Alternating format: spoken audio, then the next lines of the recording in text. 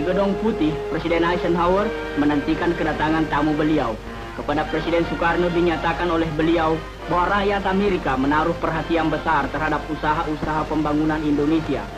Dan beliau mengharapkan mudah-mudahan kunjungan kepala negara yang ke-6 besarnya di dunia ke Amerika ini akan memberi teladan yang bermanfaat bagi rakyatnya.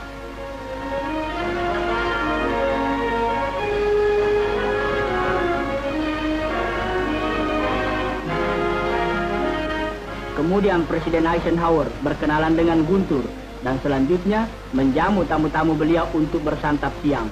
Dikala itu Presiden Eisenhower mempersembahkan sebuah mangkuk perak tiruan asli daripada buatan Paul Revere, seorang pandai perak yang besar jasanya dalam revolusi Amerika dahulu.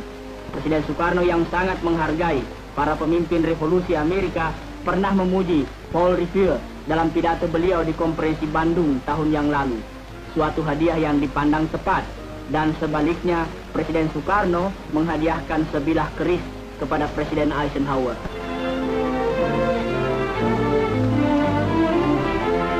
Setelah santapan siang, Presiden Soekarno menuju ke Blair House, tempat tamu-tamu agung pemerintah Amerika, di mana beliau tinggal selama 3 hari di Washington. Di gedung tersebut melambai sang Dewi Warna dan bendera lambang kepresidenan Indonesia.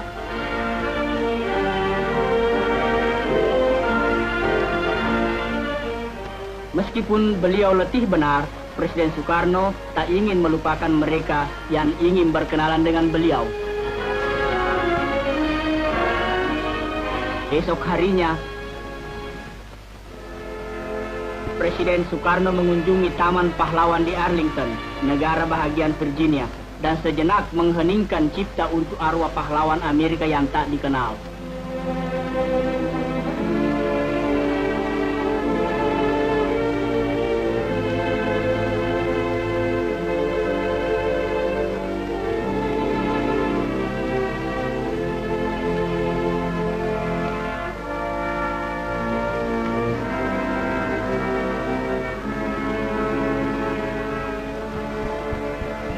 Mengunjungi taman-taman pahlawan bagi seorang tamu hanyalah berupa sebagian daripada protokol.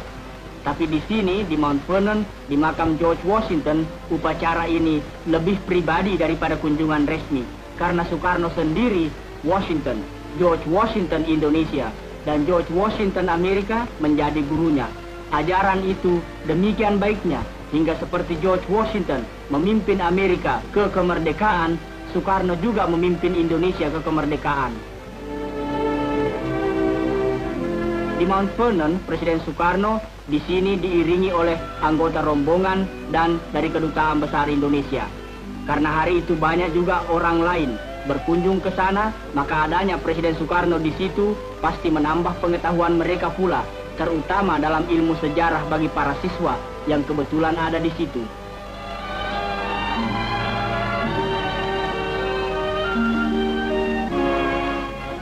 Kembali di ibu kota, Presiden Soekarno mendapat penghargaan istimewa ketika beliau berkesempatan berpidato di hadapan sidang gabungan Kongres Amerika Serikat. Beliau disambut oleh Ketua Dewan Kongres, Sam Rayburn, dan Wakil Presiden Nixon, dan para tokoh rakyat Amerika lainnya. Setelah mengucapkan terima kasih, Presiden Soekarno menyampaikan salam rakyat Indonesia.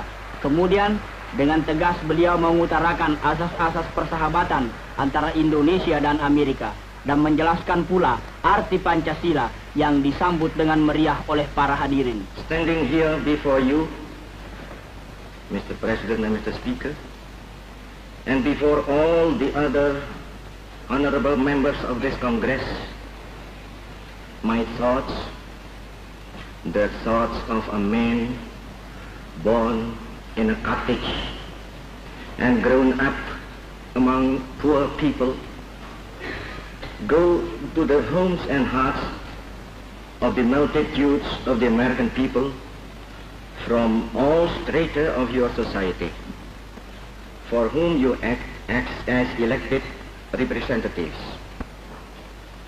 May I therefore convey to you and through you to the people of America the most sincere greetings of the Indonesian people and their thanks for your past generous assistance, with the hope that this visit to the United States of America will foster closer relations between our two nations. Immediately we had proclaimed our independence in August 45, we attached as preamble to our constitution the Pancasila. Pancha means 5, Sila means principle. The Pancasila, the 5 guiding principles of our national life. Perhaps you know already what our Pancasila is. It gives us the 5 principles of our state. These are: first, believe in God.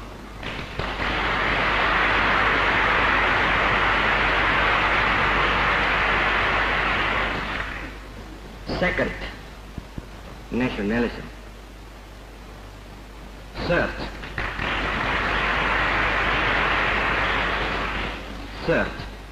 humanity.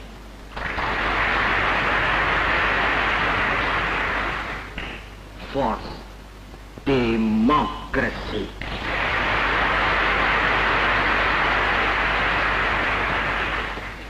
Fifth, social justice.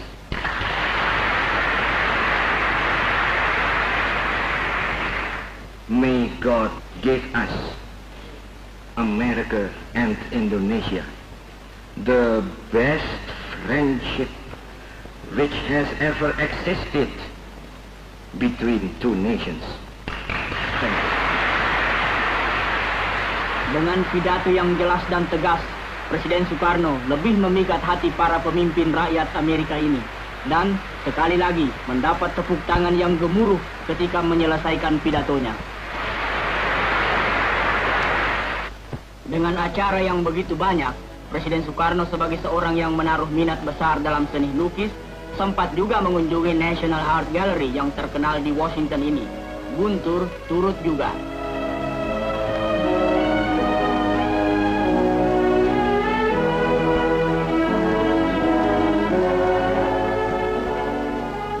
Di dalam, pemimpin besar Indonesia itu dan putranya berhadapan muka dengan Presiden Amerika yang pertama, George Washington, dan keluarga. Masih banyak tempat-tempat lainnya yang perlu dilihat di Washington, tetapi 3 hari saja tidak cukup.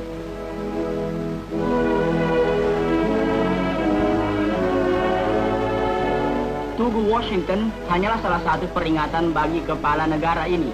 Tapi melebihi tugu-tugu ialah rakyat. Pemuda Amerika, terutama dengan kepercayaannya dan keberanian yang begitu meresap di hati Presiden Soekarno dan putranya. Seperti juga para pelancong lain, mereka pun mengunjungi tugu peringatan Lincoln, pelopor perjuangan persamaan hak-hak perseorangan.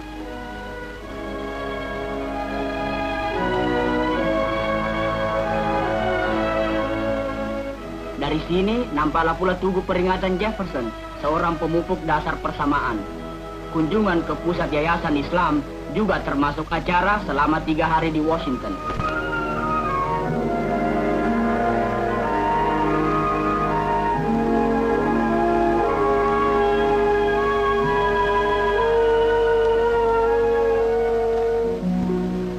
Kunjungan ke Washington dianggap belum lengkap bila mana tak melihat gedung Mahkamah Agung yang melindungi keadilan di Amerika Serikat. Persamaan, keadilan di bawah undang-undang hukum. Sorenya diadakan resepsi bagi kalangan diplomatik di Kedutaan Besar Indonesia di Washington. Dan juga pertemuan ramah tamah dengan masyarakat Indonesia di ibu kota ini.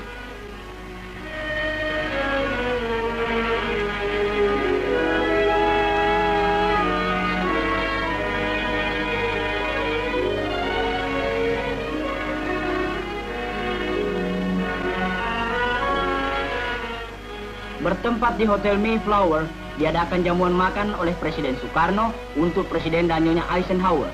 Nampak di sini Menteri Luar Negeri Indonesia, Ruslan Abdul Ghani, Nyonya Noto Widikdo, Presiden dan Nyonya Eisenhower, Presiden Soekarno, dan Duta Besar Indonesia, Mukarto Noto Widikdo, dan para tamu lainnya.